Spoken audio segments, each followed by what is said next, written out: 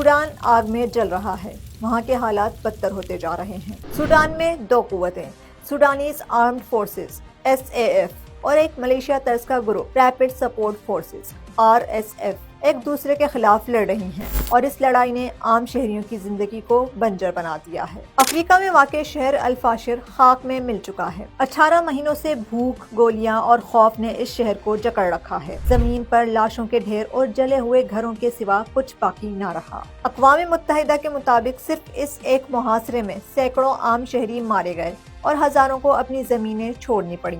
ये जंग शुरू हुई थी अप्रैल 2023 में। दो ताकतवर जनरल जो कभी साथी थे फिर एक दूसरे के दुश्मन बन गए। एक तरफ जनरल अब्दुल फतह बुरहान जो सूडानी फोर्स के सरबराह हैं और दूसरी तरफ लेफ्टिनेंट जनरल मोहम्मद हमदान दगलू जिन्हें सब हमीदती के नाम से भी जानते हैं। दोनों ने मिलकर 2021 में हुकूमत का तख्ता उलट दिया था, लेकिन जब बात आई इक़्तिदार बांटने की तो दो तलवारें एक न्याम में ना रह सकीं। अल बुरहान चाहते थे कि हिमदती की फोर्स RSF बाकायदा फौज में शामिल हो जाए, लेकिन हिमदती ने इनकार किया क्योंकि RSF के पास सोना, पैसा और ताकत थी। फिर 15 अप्रैल 2023 में जब दारुल हुकूमत खुर्तूम में गोलियां चली और देखते ही देखते पूरा मुल्क जंग में डूब गया। RSF का माजी भी खौफनाक है। ये फोर्स जंजुवेद मलेशिया से निकली, जिन पर दारफोर में नस्ल कशी और मजालिम के इल्जामात लगे थे। वहीं मलेशिया बेहतर हथियारों के साथ और बैरूनी इमदाद के सहारे एक मुनज़्ज़म फोर्स बन चुकी थी। इल्जामात हैं कि मुत्तहिदा अरब अमारात ने RSF को असलहा दिया,